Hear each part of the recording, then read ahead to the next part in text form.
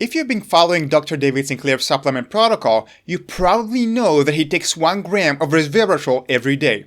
And I did too for 3 years. We've seen in this investigation that there is no doubt taking 1 gram of resveratrol every day negate many of the longevity benefits of low-dose resveratrol. Even worse, taking 1 gram is in a complete contradiction to what Dr. David Sinclair found in his own study. In the last part of this resveratrol series, we're going to try to answer the following question. Why does Dr. David Sinclair take 1 gram even though in his studies, lower dose worked better for longevity than the higher doses? Let's finish this right now. Welcome to the Wellness Messiah podcast. I'm your host, Rimon. In our investigation, we have seen that low-dose resveratrol works better for longevity than high-dose resveratrol. And we have seen with no doubt that low-dose resveratrol is effective in mice, insects, and humans. But this is not why you're here. You want to know why does Dr. David Sinclair take 1 gram of resveratrol despite all this data and despite his own research. When I discovered that in Dr. David Sinclair's own study, low resveratrol worked better for longevity than high-dose resveratrol, the first thing that I was trying to do is getting Dr. David Sinclair's response. Did he answer to me? Of course not. But we don't need that, because Joe Rogan knows how to ask very good questions, and Sinclair's response to Joe Rogan's question is exactly what he would have answered to me. Let's listen to that. And what kind of dose were you giving these mice? It was equivalent of about 250 milligrams a day in a human. Oh, okay. So it was 1/4 of what you recommend people take. Right. I don't recommend people take anything. Well, okay, what you take. Right. Let's just say that. Yeah. No recommendation. Sorry, folks. Yeah. 250 milligrams that Dr. David Sinclair mentioned in his answer, this is actually the high dose resveratrol in his study. And that high dose wasn't very successful for longevity in his studies. I'm taking a higher dose because I've looked at human clinical data, and I think that a higher dose may be required to have an even better effect on longevity. But the results are very clear. When we opened up these mice, maybe I shouldn't have said that. When we examined those mice, carefully put them to sleep for scientific purposes, it was clear that they were healthier. Now, they were still fat. That was interesting. They were still fat, so we figured the experiment didn't work. But their arteries were clean, their livers were like a healthy, lean, young mouse.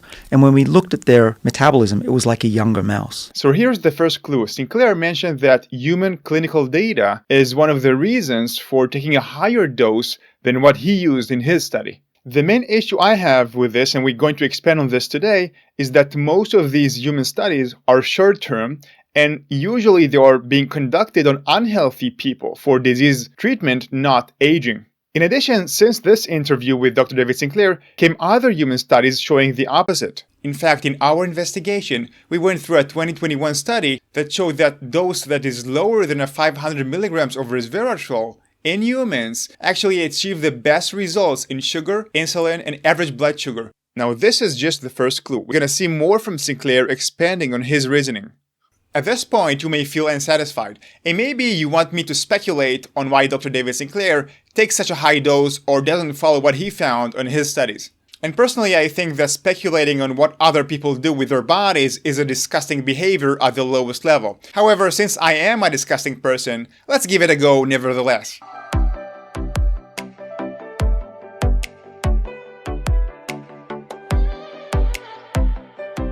The first speculation is simply a habit. Dr. David Sinclair has been taking 1 gram of resveratrol since 2004. Let's hear him stating that himself. But let's just sort of take it through the things that you started doing, 20 years ago, 10 years ago, 5 years ago. We'll just start from sort of a chronology.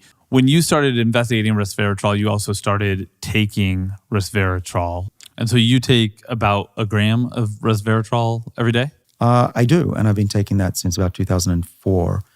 Now, all the studies I've shown you in our investigation came after 2004. Even his paper came out in 2008. So maybe this 1 gram of resveratrol every single day is just a habit that he never changed. Listen, it still looks younger than his real age, and it might be that he's thinking, okay, whatever I'm doing works for me. The second speculation is that could be that Dr. David Sinclair tested the benefits of different doses of resveratrol to his unique body. And he maybe tried different doses and noticed that 1 gram works the best for his body. To me, this is unlikely. Let me tell you why. First, he clearly said he took 1 gram since 2004. It's not like he experimented for 3 to 4 years with different doses. I think he would have mentioned that in other podcasts. Also, longevity only exposes itself over a long period of time, and a proper testing of different doses of resveratrol would take years, examining longevity pathways and genes, exactly like the studies I've showed you in this investigation.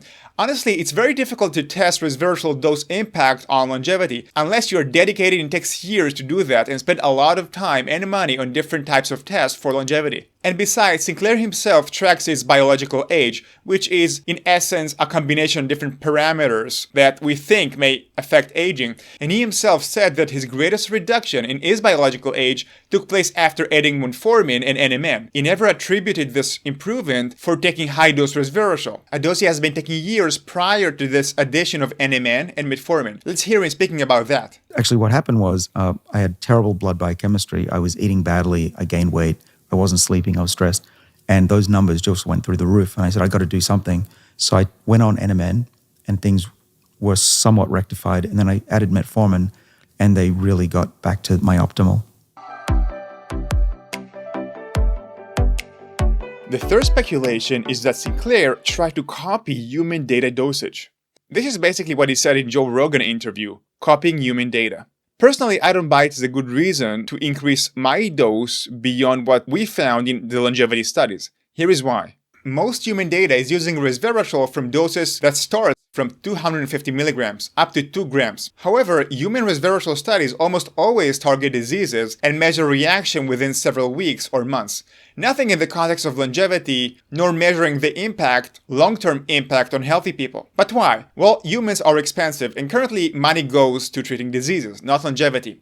And usually researchers aim for the big change in a short amount of time. And medium to high-dose resveratrol can create a quicker reaction in sick people. This high dose has a higher likelihood to force a rapid change in metabolism or in the underlying disease. This further creating the wrong assumption that it's the right dose for our longevity community. Healthy people will take it possibly for life. And I'm to blame myself for falling into those pitfalls as well. This could create a further confirmation for Dr. David Sinclair that his initial self-experiment from 2004 with 1 gram of resveratrol is indeed good. Again, personally, I don't really care about taking resveratrol for treating any disease. I only care about longevity for healthy people.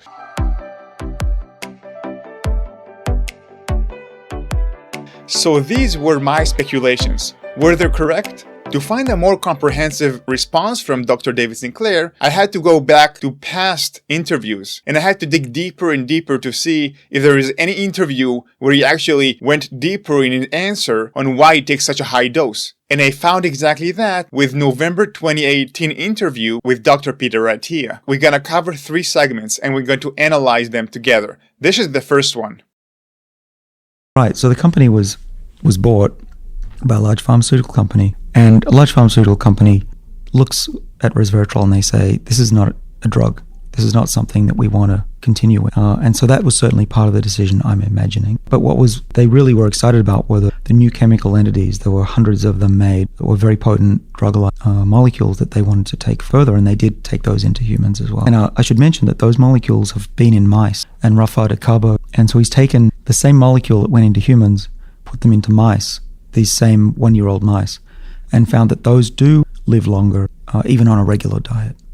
So that's why I think maybe it's just resveratrol wasn't as potent as we needed it, and these other molecules succeeded. So here we have a clue as to why David Sinclair takes a higher dose. He noticed that a modified drug that works similar to resveratrol but was more potent, and I don't know exactly what it means more potent in this context, extended the lifespan of mice on a regular diet, what resveratrol did not do. And Sinclair said that maybe resveratrol isn't powerful enough. And it sounds to me that this feeling of maybe resveratrol is not powerful enough led him to increase his dose to get more quote-unquote power. There are 2 issues here. The first one is when you increase resveratrol dose, you don't actually increase the power as much as you change the effectiveness and activity of resveratrol. It begins to work in a different way. The second issue is that a slight modification of resveratrol into a drug-like compound could create a massive difference in the activity of the molecule. In my opinion, once you change the molecule, it's really difficult to extrapolate, meaning copy and paste conclusions from a modified drug into resveratrol, even though they seem to target the same mechanism. So the first clue here is that the concern by Sinclair that maybe resveratrol is not powerful enough, so he tried to increase the dose to get more power. But that's not everything. And I really like how Dr. Peter Attia interviews Sinclair here. Let's hear another segment from this interview. Without having any certainty, is it your hypothesis that you might not be taking enough, but it's unlikely that there's any harm? And you said you take how much? About a gram? Well, so my calculation is this. First of all, I like experimenting. I'm not afraid of death, that's for sure, but I want to be the first person to know if there's a problem. So I'm also keenly aware that what's going to happen to all of us if we don't do anything is not pretty either. And so what have I got to lose? It's cheap. I've got buckets of it in my basement. There's been never any sign of toxicity. It's been in humans for a long time now. But the bigger risk, it would seem, is what if you're not taking enough? Sure, but 1 gram, I think if it's not working at a gram, then it's not working. I don't think it's worth going higher. So here, Sinclair raised more issues as to why to take resveratrol, high-dose resveratrol. Sinclair feels that there is no downside. In the big picture, the real downside, according to him, is aging, which I tend to agree. So he was willing to experiment beyond the boundaries of his study. Another thing that Sinclair said, that there is no side effects to high-dose resveratrol, and this seems to be the case. However, I must stress one thing. High-dose resveratrol indeed has very low side effects, but it doesn't mean that it's more effective. So to me, lack of side effects is not a good enough reason to increase the dose. What matters is effectiveness and safety, and Sinclair basically focused on safety. I care also about effectiveness. Another thing Sinclair said in this interview, that if it's not working 1 gram, then it's not working. And this supports again what he said before, this concern that maybe it doesn't have enough power. And you know what I think? Low-dose resveratrol and high-dose resveratrol, they are both effective. They just work differently. And if you've been with me throughout this entire investigation, and you have seen the previous episodes, you probably know that low-dose resveratrol is better for longevity. It helps cells to survive, activates stress enzymes, silencing aging genes, all while high-dose resveratrol pushes cells, bad cells such as cancer cells, to die. It creates a lot of biological stress that our DNA views as a threat. And it's not just me saying that, it's dozens of other researchers who spoke about quote-unquote biphasic effect by resveratrol.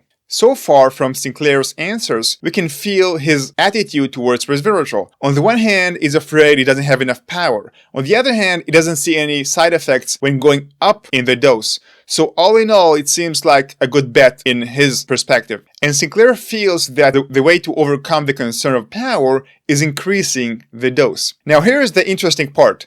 The quest for more power is even more relevant because Sinclair takes so many other supplements that could form a synergetic effect and increase the power of resveratrol.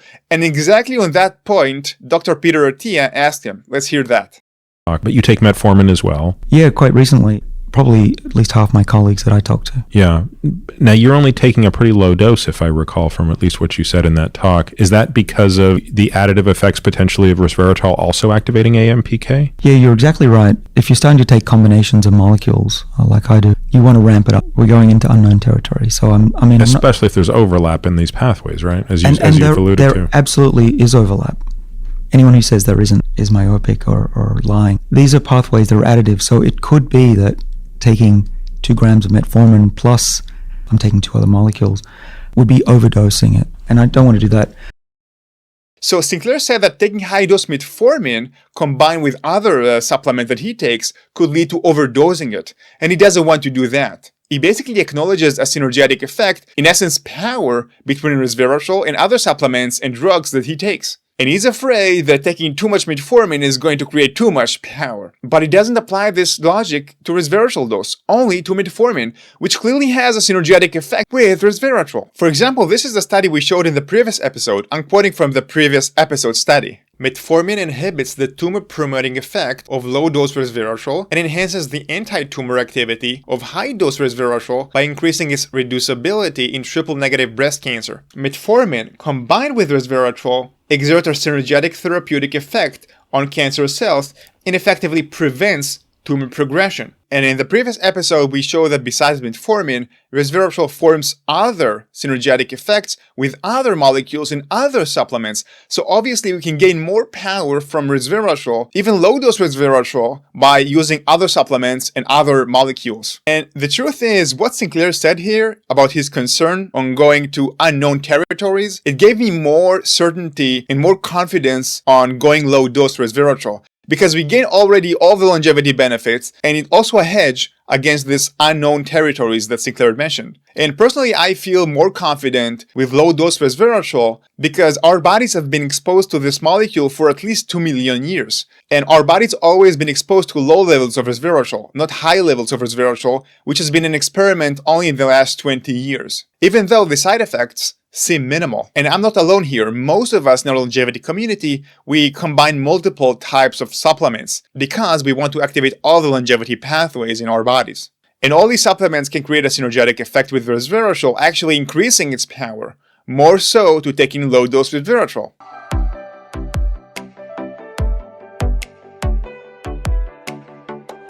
I guess all this resveratrol dose investigation is a testimony to the power of the plant molecules. You know, in medicine and in the pharmaceutical industry, they kind of look down upon a bit on supplements coming from plants and nature. Yet the most powerful and useful drugs that we have today actually come from nature. Plants, bacteria, and fungi, not from the human chemistry lab. These include, for example, metformin coming from plants, antibiotics from fungi, aspirin from plants, rapamycin, it's also a longevity drug coming from bacteria, alcohol, a very potent bacteria, yeast, and virus killer, which probably has been the most potent agent against COVID-19, comes from fungi as well, yeast. And I haven't spoken about painkillers and psychedelics and more and more. And now we have uncovered the power of the polyphenols, with resveratrol at the spearhead. This is exactly why we need to be specific with the dosage of the polyphenols that we take. Resveratrol, fisetin, quercetin, terastolbin, and many others. We need to be accurate. The devil is in the details, and even more when dealing with the lifelong habits that compound over a lifetime of use.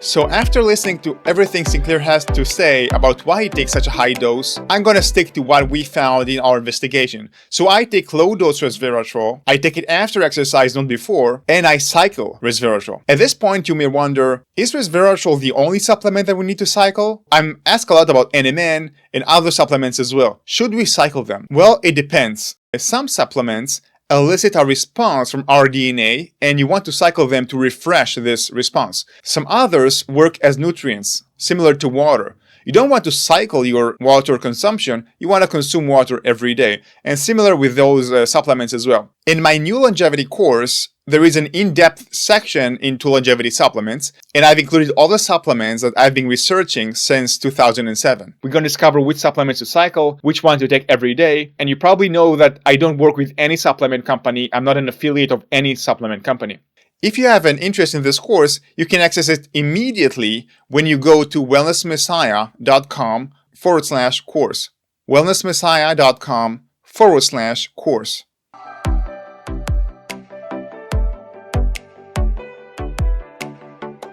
There are many counterintuitives in resveratrol research. It's not obvious what the heck this molecule is doing.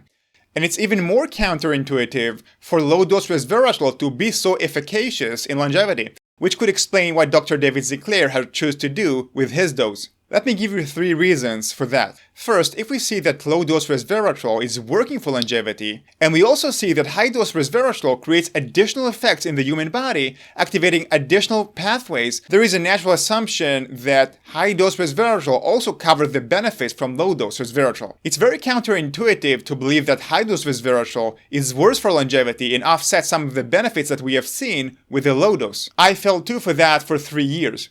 Only thanks to Dr. David Sinclair own study, it's kind of forced me to dig to see what's going on. Remember, tracking the impact of resveratrol on longevity is a very difficult thing to do. Resveratrol only reveals itself in a lifespan studies or longevity pathway studies. So the longevity benefits of resveratrol are pretty much hidden. when you measure metabolic impact in sick people. Another counterintuitive is it's very rare to find a supplement so potent at such a low levels of 50 to 100 milligrams. 50 milligrams just feels weak, and it's really not. It's almost unheard of in the supplement world that a supplement can be so potent at such a low levels, and this is a true testament to the power of resveratrol. And the last counterintuitive thing is that I would never have imagined that the same supplement would do two different things in our bodies at two different doses. This fascinating and powerful molecule and supplement is worthy of the 5 PhD works. And I've never encountered such a multi-pronged effect from any other supplement in my life.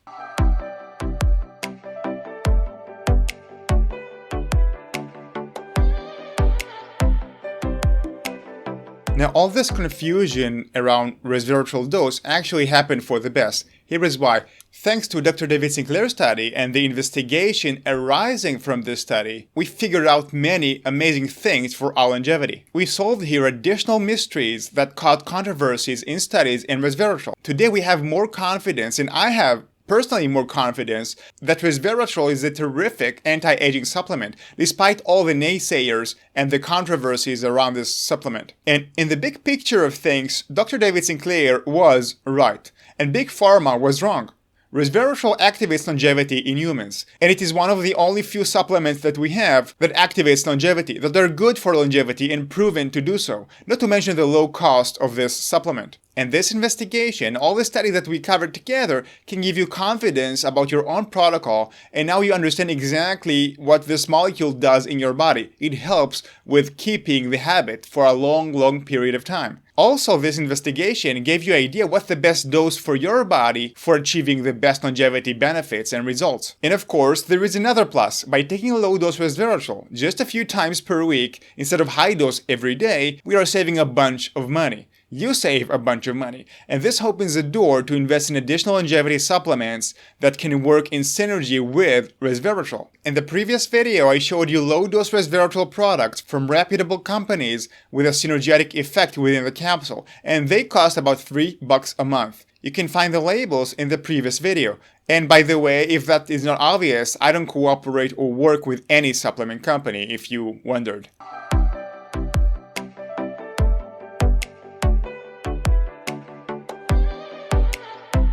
Listen, there is so much hype and confusion in the longevity field.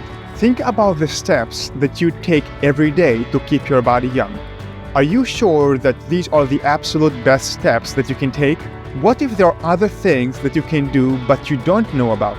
I've been researching the field of longevity since 2007, and here is the plan that I've got for you. Ideally, you want to know all the possible effective steps.